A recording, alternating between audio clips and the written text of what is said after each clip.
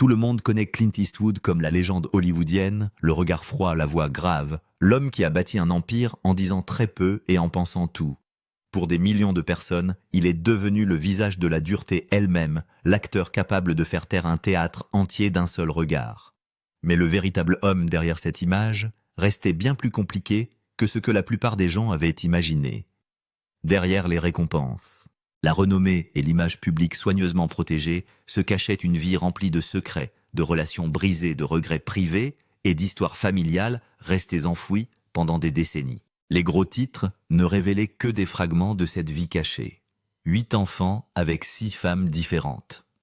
Une fille dont l'existence est restée largement secrète pendant près de 40 ans. Des relations qui se sont terminées par de l'amertume, des batailles juridiques qui ont révélé des détails douloureux et des accusations qui ont presque détruit les personnes qui lui étaient liées. Pendant des décennies, Hollywood a traité ces histoires comme des notes de bas de page inconfortables tout en continuant à célébrer la légende. Puis à 95 ans, Clint Eastwood s'est assis devant les caméras en direct et a dit quelque chose qui a stupéfié même ses fans de longue date. Il ne s'agissait pas seulement des enfants dont il parlait rarement publiquement. Il ne s'agissait pas seulement des femmes dont la vie recoupait la sienne de manière compliquée. Il s'agissait d'une vérité plus profonde qu'il portait depuis bien plus longtemps que ce que les gens comprenaient. Et lorsqu'il a finalement parlé ouvertement, même ceux qui étaient les plus proches de son histoire ont été pris au dépourvu. Il est né Clinton Eastwood Jr. le 30 et 1 mai 1930 à l'hôpital St. Francis Memorial au cours de l'une des périodes économiques les plus difficiles de l'histoire américaine. Son père, Clinton Eastwood Sr., a travaillé comme vendeur d'obligations avant de basculer entre différentes carrières. Sa mère, Ruth Runner, est d'abord restée à la maison avant de travailler chez IBM. Le moment de sa naissance n'aurait pas pu être pire. La Grande Dépression a dévasté des familles à travers l'Amérique et il est devenu difficile de conserver un emploi stable. Son père est passé d'un emploi à l'autre pour essayer de maintenir la famille à flot des emplois dans la vente, dans l'industrie et même comme détective à un moment donné. L'incertitude a contraint la famille à un mouvement constant. Ils ont rebondi de San Francisco vers les zones proches d'Oakland, se déplaçant d'un quartier à l'autre. Les nouvelles écoles, les rues inconnues, les maisons temporaires et les adieux répétés sont devenus normaux pour le jeune Clint. Juste au moment où il commençait à s'adapter, tout changea à nouveau. Ce genre d'instabilité laisse une marque sur un enfant bien avant qu'il ne comprenne pourquoi la vie semble si incertaine. Les choses ralentissent finalement en 1940. Lorsque la famille s'installe dans le Piémont. C'était beaucoup plus confortable que le récit de difficultés que beaucoup ont associé plus tard à la jeunesse de Clint. Le quartier était calme, riche et rempli de country clubs, de grandes maisons et d'opportunités que de nombreuses familles en difficulté n'avaient jamais eues. Pour la première fois, le mouvement constant s'est arrêté. Mais la stabilité sur le papier n'entraîne pas nécessairement une stabilité émotionnelle. Quelque chose chez Clint restait agité. Que ce soit en regardant son père lutter bouger si souvent lorsqu'il était enfant, ou simplement en raison de sa propre personnalité, il semblait toujours déconnecté du confort qui l'entourait. Cette inquiétude deviendra plus tard une partie du mythe qu'il a construit autour de lui. Au fil du temps, il a souvent mis l'accent sur les histoires de difficultés qui ont rendu sa vie plus difficile qu'elle ne l'était en réalité. Il a parlé de lutte de survie et de devenir dur face à l'adversité. Même si sa famille a certainement été confrontée à l'instabilité pendant la Grande Dépression, la vie dans le Piémont était bien plus sûre que beaucoup de gens ne l'imaginaient. Cette image de difficulté a contribué à façonner le personnage extérieur et robuste que le public a ensuite adopté. Lorsqu'il apparaissait à l'écran comme un homme calme et endurci qui semblait forgé par la souffrance, le public y croyait à chaque seconde. L'image semblait authentique parce qu'il l'avait vendue de manière très convaincante. Mais comme beaucoup de légendes hollywoodiennes, une partie de cette histoire a été soigneusement élaborée. Le mythe et l'homme n'ont jamais été exactement les mêmes. L'école est devenue un autre champ de bataille. Clint a eu des difficultés académiques et a été contraint de redoubler une année. Les enseignants ont essayé de l'aider, mais les salles de classe n'ont jamais retenu son attention longtemps. Au moment où il atteint le lycée Piémont, la frustration s'est transformée en rébellion ouverte. Il a constamment repoussé les limites. Il aurait écrit des messages grossiers sur la propriété de l'école et réalisé des cascades suffisamment sérieuses pour attirer une attention disciplinaire majeure. Un incident impliquant une effigie brûlée sur le terrain de l'école a poussé les choses trop loin.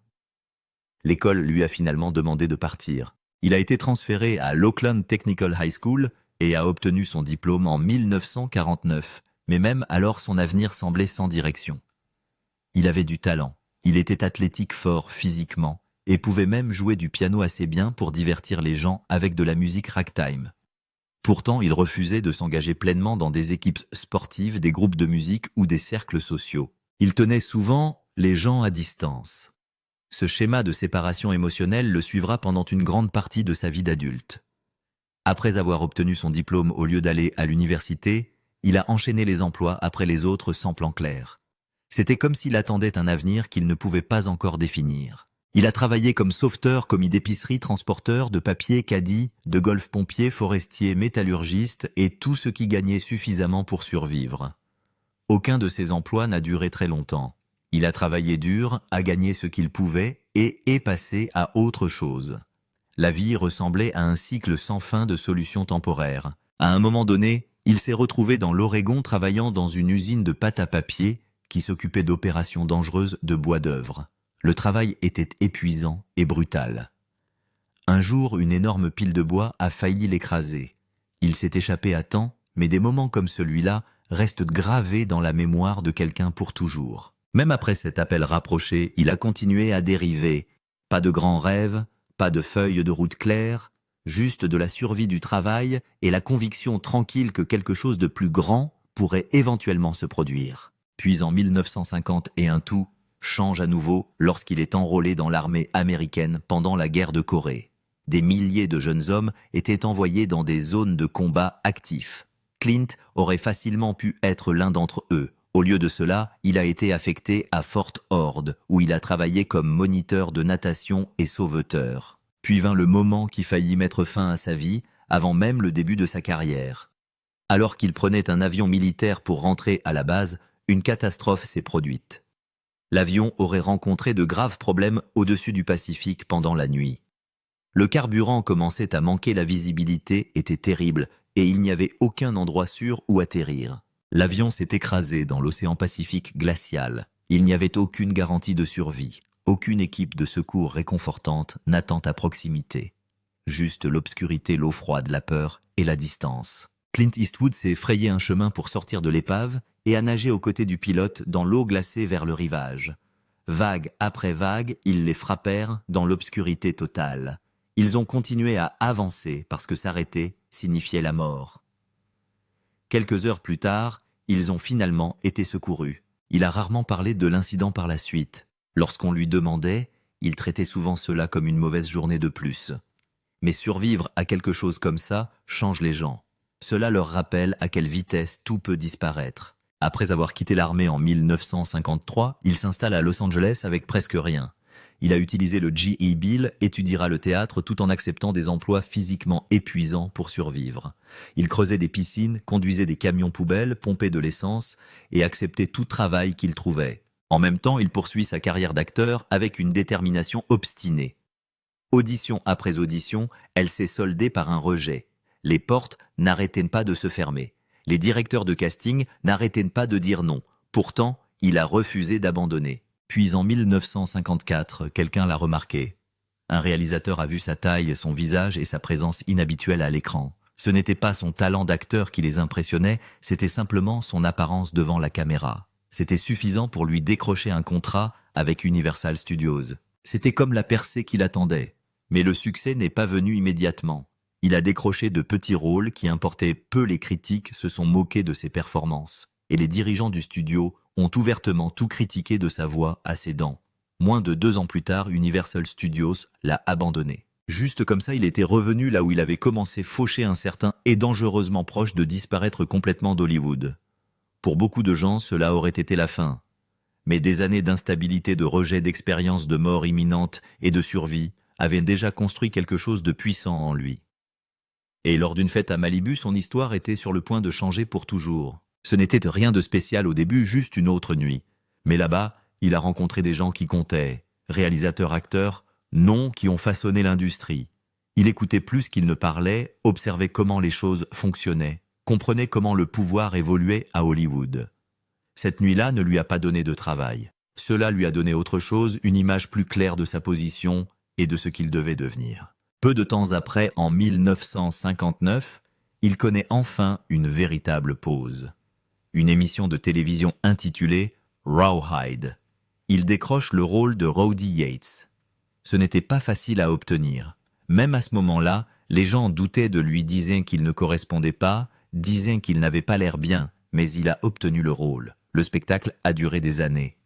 Épisode après épisode de longues journées dans des conditions difficiles. Cela l'a fait connaître. Des millions de personnes le regardaient chaque semaine. Mais même ce succès a eu un coût. Hollywood ne le prenait toujours pas au sérieux. Pour eux, il n'était qu'un cow-boy de la télé. Le sale Harry avait presque l'air très différent. Avant que Clint Eastwood ne touche au rôle, le scénario est d'abord passé entre les mains de stars beaucoup plus grandes. Warner Brothers l'a initialement développé pour Frank Sinatra, mais il a reculé en raison de problèmes de santé et de problèmes de contrat. Ensuite, le studio s'est tourné vers John Wayne qui a refusé parce qu'il estimait que le film était trop violent et trop extrême dans sa politique. Paul Newman est également décédé. Il a estimé que le scénario était trop dur et moralement boueux pour l'image qu'il s'était construite. Ce n'est qu'après que tous ces noms ont dit non qu'Eastwood est intervenu à 40, et un an acceptant ce rôle pour un salaire modeste et une part importante des bénéfices. Ce choix a tout changé, car une fois qu'Harry Callahan est devenu Eastwood, le personnage a cessé de ressembler à une idée approximative de studio et est devenu l'un des flics les plus célèbres de l'histoire du cinéma.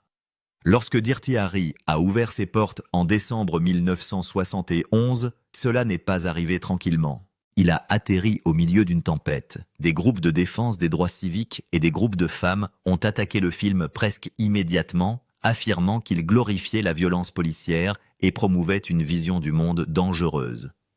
Certains critiques ont souligné la scène où Harry menace un suspect noir sous la menace d'une arme et lance la désormais célèbre phrase sur la chance. D'autres se sont concentrés sur la façon dont le film gérait la violence, en particulier sur les moments qui semblaient encourager la force sans trop d'hésitation. Les gens se disputaient pour savoir si le film était passionnant, ou laid, audacieux, ou imprudent. Mais cette réaction n'a pas nui à l'entreprise. Cela l'a aidé. Le film a été réalisé pour environ 4 millions de dollars et a rapporté environ 36 millions rien qu'aux États-Unis lors de sa première diffusion. L'indignation l'a rendu plus grand, plus chaud et plus urgent. Et Eastwood en a appris quelque chose d'important. La controverse pourrait tout aussi bien se vendre que les éloges.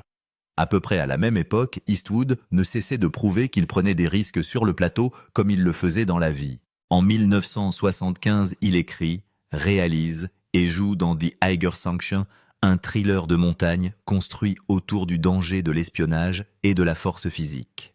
Il voulait que les scènes d'escalade semblent réelles, c'est pourquoi il a décidé de tourner sur la face nord de l'Eiger en Suisse, l'une des parois rocheuses les plus redoutées au monde. Cette décision a donné au film un réel danger, mais elle a également apporté une véritable tragédie. Pendant la production, un grimpeur britannique et membre d'équipage nommé David Knowles a été heurté par la chute d'un rocher et tué devant l'équipe. Ce n'était pas une mort au cinéma, c'était réel, immédiat et dévastateur. La production s'est arrêtée, le choc s'est propagé à l'équipe, et lorsque le tournage a repris, cette perte est restée avec tout le monde. Le film terminé portait la mémoire de Knowles, et toute l'expérience est devenue l'un des exemples les plus clairs de la façon dont la volonté de réalisme d'Eastwood pouvait conduire un décor sur un terrain vraiment dangereux. Des années plus tard, l'effondrement de la relation d'Eastwood avec Sandra Locke est devenu l'une des batailles publiques les plus laides de sa vie. En 1989, après leur rupture, un arrangement juridique discret a été mis en place qui ressemblait sur le papier à un coup de main et qui a fini par ressembler à quelque chose de beaucoup plus sombre. Un accord chez Warner Brothers a promis à Locke 3 ans d'argent de développement pour diriger des projets. Elle a reçu un financement, un espace de bureau et même une place de parking. En surface, cela semblait être un effort généreux pour soutenir son prochain chapitre, mais la promesse était creuse. Elle a présenté plus de 30 projets et chacun d'entre eux a été rejeté. Sa carrière de réalisatrice, qui s'était révélée très prometteuse après Rat Boy et Impulse, s'est arrêtée.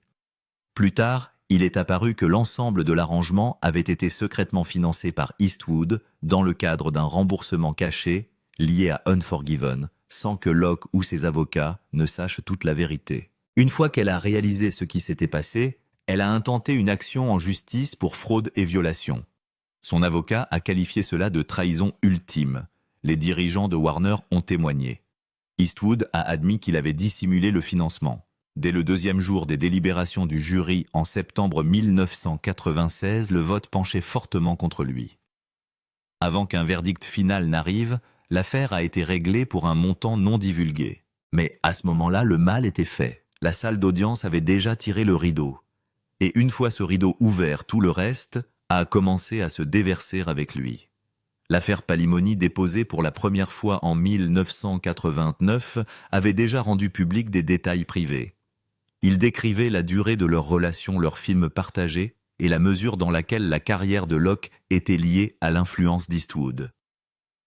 Il y a eu des allégations de contrôle d'humiliation et de dépendance émotionnelle. Les histoires d'écoute téléphonique, de remarques cruelles et de décisions en matière de procréation sont devenues l'aliment des tabloïds. Ensuite, la poursuite pour fraude qui a suivi a rendu la situation encore pire. Parce que désormais, le débat ne portait plus seulement sur le fait qu'il l'avait quitté, c'était qu'il avait bloqué son avenir. Les journaux et les magazines à potins se sont emparés de chaque détail. L'histoire a cessé d'être une simple séparation de célébrités et a commencé à ressembler à un exemple beaucoup plus important de la manière dont des hommes puissants pouvaient façonner la vie et la carrière des femmes qui les entouraient. Bien avant que la culture n'ait un langage public plus précis pour ce genre de comportement, la saga Locke l'exposait déjà de manière douloureusement détaillée. Dans le même temps, la vie privée d'Eastwood se divisait dans encore plus de directions. Alors qu'il vivait encore avec Locke à la fin des années 80, il était également impliqué avec l'hôtesse de l'air Jocelyn Reeves. Cette relation a donné naissance à 2 enfants, Scott en 1986 et Catherine en 1988. Leurs actes de naissance auraient laissé la ligne paternelle vide et le secret qui les entourait a approfondi le sentiment qu'Eastwood vivait plusieurs vies à la fois. Locke n'en a pleinement saisi l'ampleur que bien plus tard à travers des chuchotements des reportages de tabloïds et un cercle croissant de révélations. Puis une autre relation est entrée en scène. Eastwood a commencé à fréquenter l'actrice Frances Fisher à l'époque de Pink Cadillac en 1988. Cette liaison est devenue publique au début des années 90 et Fisher a ensuite donné naissance à leur fille Francesca en 1993. Mais même cette relation n'a pas duré. Il s'est effondré sous le poids de nouvelles trahisons, de plus de découvertes et finalement d'une nouvelle attention autour de Dina Ruiz, la femme qu'Eastwood épouserait en 1996. Vus ensemble, cela a créé une image difficile à ignorer. Derrière la voix calme et l'image contrôlée, se cachait un homme se déplaçant constamment entre les femmes, les enfants et les foyers, cachant souvent une vie à l'autre. Puis vint Unforgiven, et avec lui, l'un des revers les plus brusques de sa carrière. En août 1992, juste avant la sortie du film, Roger Ebert a écrit un article suggérant qu'Eastwood pourrait devenir une force majeure. Il avait 62 ans, le western avait l'air sombre, et de nombreux acteurs de l'industrie pensaient qu'il échouerait. Certaines voix du studio acquiescèrent doucement. Ils y voyaient l'œuvre d'une star en déclin essayant de redonner vie à un genre mort. Mais lors de la première du film, la réaction a été rapide. Les groupes de critiques l'ont adopté. Le public a suivi. Puis les Oscars ont officialisé ce changement. Le 29 mars 1993, Unforgiven remporte le prix du meilleur film, du meilleur réalisateur pour Eastwood, du meilleur acteur dans un second rôle pour Gene Hackman et du meilleur montage.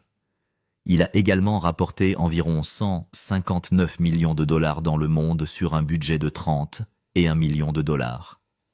D'un seul coup, Eastwood a fait plus qu'un retour. Il s'est redéfini. Il n'était plus seulement le visage dur des westerns et des thrillers d'action. Il était désormais un cinéaste, dont le travail pouvait être à la fois brutal, réfléchi et artistiquement respecté. Ce scénario circulait à Hollywood depuis des années, avant qu'il ne s'en empare finalement, ce qui rendait la victoire encore plus grande. Et au lieu de s'installer ensuite dans un type de film de prestige, Eastwood a de nouveau pivoté. Les ponts du comté de Madison en 1995 ont surpris presque tout le monde. Sur le papier, cela ressemblait au genre de drame romantique et doux que les gens n'attendaient pas de lui. Pourtant, Il l'a dirigé avec une retenue et une confiance émotionnelle inhabituelle. Tourné en seulement 44 jours dans l'Iowa, le film faisait suite à une brève liaison entre une femme au foyer solitaire jouée par Meryl Streep et un photographe itinérant joué par Eastwood. Les critiques qui s'attendaient à un raté d'allumage ont été prises au dépourvu.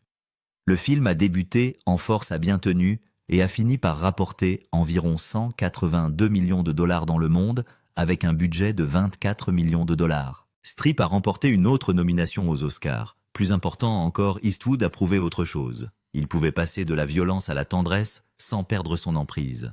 Il pouvait inciter les gens à se pencher avec le silence d'un tireur, puis leur briser le cœur avec une scène calme dans un camion à un feu rouge. Une décennie plus tard, Million Dollar Baby a créé une autre tempête, mais celle-ci portait une autre sorte de chaleur. Avant que le film n'atteigne pleinement le public, la rumeur a commencé à se répandre sur sa fin dévastatrice, dans laquelle le personnage d'Hilary Swank, Maggie, devient paralysé et demande l'euthanasie. Cette tournure a touché une corde sensible. Les groupes de défense des droits des personnes handicapées ont condamné le film. Les manifestants ont manifesté avec des pancartes furieuses. Certains critiques et animateurs de radio ont accusé le film de suggérer que la vie avec un handicap grave ne valait pas la peine d'être vécue. La colère était intense et publique. Une fois de plus, Eastwood s'est retrouvé au centre d'un film qui a réuni critiques et acclamations dans le même cadre. Lors de la 77e cérémonie des Oscars, le 27 février 2005, Million Dollar Baby a remporté 4 Oscars, dont celui du meilleur film et du meilleur réalisateur. Il est également devenu un énorme succès commercial, rapportant environ 216 millions de dollars dans le monde. Ce qui aurait pu être écrasé par l'indignation est devenu un autre sommet. Cette même nuit a donné à Eastwood un autre morceau d'histoire. À 74 ans et 272 jours, il est devenu la personne la plus âgée à remporter l'Oscar du meilleur réalisateur. C'était important parce que l'arc était très improbable. Il avait déjà gagné pour Unforgiven à 62 ans, mais il prouvait désormais que sa fin de carrière n'était pas un sursaut final. Ce fut une longue deuxième ascension. Le record était toujours valable des années plus tard, et il a renforcé l'image d'Eastwood en tant que quelqu'un qui a continué à dépasser l'âge où la plupart des réalisateurs ralentissent ou disparaissent. La légende ne consistait plus seulement à rester actif. Il s'agissait de rester dangereux, pertinent et capable de surprendre les gens bien plus tard que prévu. Alors que sa carrière ne cesse de récolter les honneurs, sa vie de famille reste enchevêtrée et publique. Sa fille Francesca, née en 1993 de Francis Fisher, a grandi avec plus de visibilité que certains de ses autres enfants et a ensuite attiré l'attention du public grâce à la télé-réalité et à la couverture médiatique. Pourtant, elle n'était qu'une partie d'un tableau familial beaucoup plus vaste. Au fil du temps, le public en a appris davantage sur la répartition complète des enfants d'Eastwood à travers de multiples relations. Il y avait Laurie dont l'existence était de rester cachée pendant des décennies, puis Kimber, Kyle, Allison, Scott, Catherine, Francesca et Morgan. Des mères différentes, des délais différents et des années de secret ou de reconnaissance partielle ont alimenté les tabloïds pendant des décennies. Chaque nouvelle révélation s'ajoute au même tableau. Un brillant cinéaste dont la vie personnelle n'a jamais cessé de déborder des limites du cadre. Son image publique a pris une autre tournure inattendue en 2012, et cette fois, cela n'avait rien à voir avec un film. Le 30 août, lors de la Convention nationale républicaine à Tampa, Eastwood est monté sur scène et a prononcé un étrange discours improvisé devant une chaise vide censée représenter le président Barack Obama. Le créneau était censé être bref, mais le discours s'est étiré et s'est égaré d'une manière qui a dérouté de nombreuses personnes qui regardaient. C'est vite devenu viral. Les mèmes se répandent partout. Les hashtags ont bondi. La chaise vide est devenue l'histoire de la soirée et ce faisant, elle a éclipsé le discours majeur de Mitt Romney. Plus tard, Eastwood a déclaré que tout cela avait été improvisé et peu orthodoxe de par sa conception. Il l'a cadré presque comme une performance, quelque chose de théâtral et de décalé.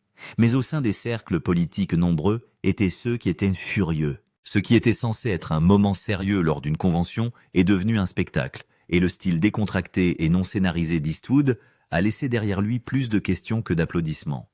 Peu de temps après son mariage avec Dina Ruiz, a également commencé à se briser en public. Ils s'étaient mariés en 1996, et avait une fille Morgane la même année. Fin 2012 et début 2013, des rapports dressaient un tableau de distance émotionnelle, de tension croissante, et de Dina, s'appuyant sur Scott Fischer, ancien joueur de basketball et vieil ami. Les photos des deux hommes ensemble ont alimenté la couverture médiatique et le divorce est devenu presque instantanément un sujet de tabloïd. Le mariage a officiellement pris fin en 2014, mais le bruit autour de lui a commencé bien plus tôt. La presse traitant chaque apparition et chaque rumeur comme un autre signe d'effondrement. À ce stade, l'image d'Eastwood était depuis longtemps partagée entre une légende disciplinée et un homme privé chaotique, et la rupture de Dina gardait les deux côtés en vue. Au milieu des années 2020, une chose était claire. L'histoire familiale d'Eastwood était devenue trop vaste et compliquée pour correspondre à l'ancienne version épurée de son image publique. Il a été largement rapporté comme le père de 8 enfants et de 6 femmes, même si les biographes ont suggéré que le nombre total ne serait peut-être jamais parfaitement certain. Cette incertitude, à elle seule, en dit long. Au fil des années, les enfants sont apparus au public sous forme de fragments, certains bien connus, d'autres cachés, d'autres seulement confirmés plus tard. Laurie, née en 1954, est restée secrète pendant des décennies. Kimber revenait de sa liaison avec Roxanne Tunis. Kyle et Allison étaient issus de son mariage avec Maggie Johnson. Scott et Catherine venaient de Jocelyn Reeves. Francesca venait de Frances Fisher. Morgan venait de Dina Ruiz. Sandra Locke, malgré la longue relation, n'a pas eu d'enfant avec lui. L'arbre généalogique officiel ne cessait de s'étendre et chaque branche portait sa propre histoire. Même jusqu'à 90 ans, Eastwood a continué à travailler d'une manière qui faisait que les gens le regardaient. Lorsqu'il a réalisé Juror numéro 2 en 2023 et 2024, il est devenu le réalisateur le plus âgé à avoir jamais réalisé un film majeur en studio. Il avait 93 ans. La production elle-même régnait dans une atmosphère difficile, car des rumeurs faisaient état de brefs arrêts liés à des problèmes de santé. Les membres de l'équipe se sont présentés et on leur a parfois dit que le tournage n'aurait pas lieu ce jour-là. Il y avait des rumeurs sur des problèmes de dos, de fragilité, et sur la question de savoir s'ils seraient physiquement capables de survivre à un autre tournage complet. Pourtant, Eastwood a continué à réaliser comme il l'avait toujours fait, en avançant rapidement, en évitant les prises supplémentaires, en s'appuyant sur des décennies d'instinct et de discipline. Ce style qui ressemblait autrefois à l'efficacité ressemblait désormais aussi à la survie. Juré numéro 2 a cessé de ressembler à un autre film. Cela a commencé à ressembler à une course contre l'âge lui-même. Le traitement réservé au film par l'industrie a ajouté une autre couche de tristesse. Lorsque Juror numéro 2 est arrivé en salle en novembre 2024, Warner Brothers ne lui a offert qu'une très petite sortie, environ 28 à 35 écrans dans tout le pays. Pour un film de studio réalisé par Clint Eastwood, c'était incroyablement limité. Beaucoup de gens y ont vu un enterrement plutôt qu'un déploiement.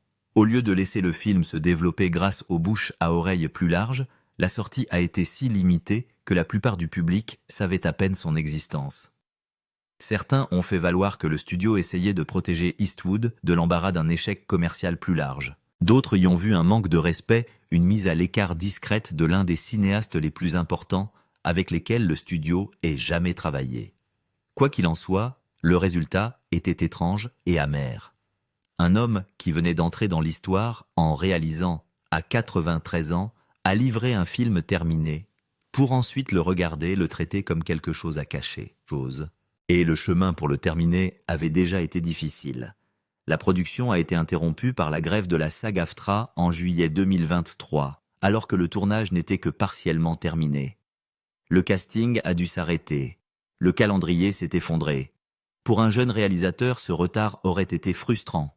Pour Eastwood, c'était plus lourd. On se demandait ouvertement s'il serait en mesure de reprendre une fois la grève terminée. Lorsque la production a finalement redémarré, l'équipe a dû reprendre son élan sous une pression plus forte et avec moins de certitude.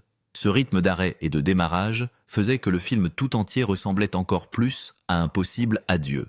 Non pas parce que Eastwood l'a annoncé de cette façon, mais parce que les circonstances qui l'entourent ont rendu l'acte de terminer dramatique en soi.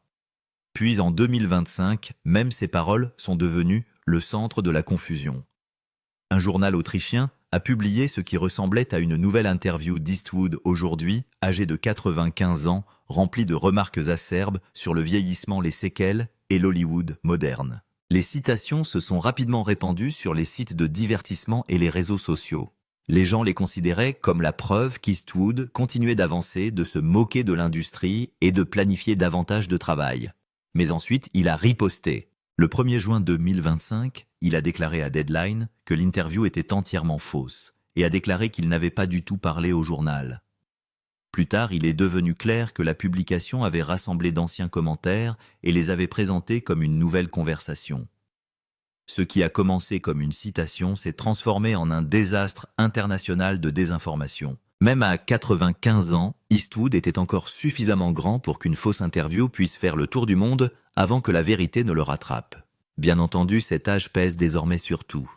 Eastwood a eu 95 ans le 30 et 1 mai 2025. Dans une véritable déclaration plus tard cette année-là, tout en rejetant la fausse interview, il a sèchement confirmé que oui, il avait 95 ans. C'était une ligne courte, mais elle avait du poids. À ce moment-là, la mortalité n'était plus un sujet lointain qui flottait autour de lui. Cela faisait partie de chaque conversation publique. Et pourtant, il s'est opposé à l'idée qu'il avait fini. Il a précisé qu'il n'avait pas pris sa retraite. Il a insisté sur le fait qu'il travaillait toujours.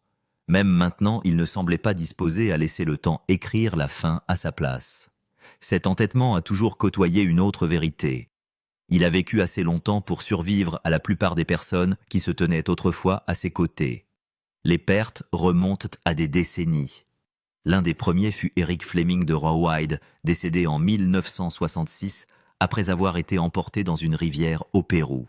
Fleming avait été une figure majeure des débuts de la vie télévisuelle d'Eastwood et sa mort est devenue l'un de ces moments qui lui sont restés tranquillement au fil des années. À mesure qu'Eastwood vieillissait, cette liste de co-stars collaborateurs et amis absents ne faisait que s'allonger. Survivre assez longtemps pour devenir une légende, c'est aussi survivre assez longtemps pour transporter beaucoup de fantômes.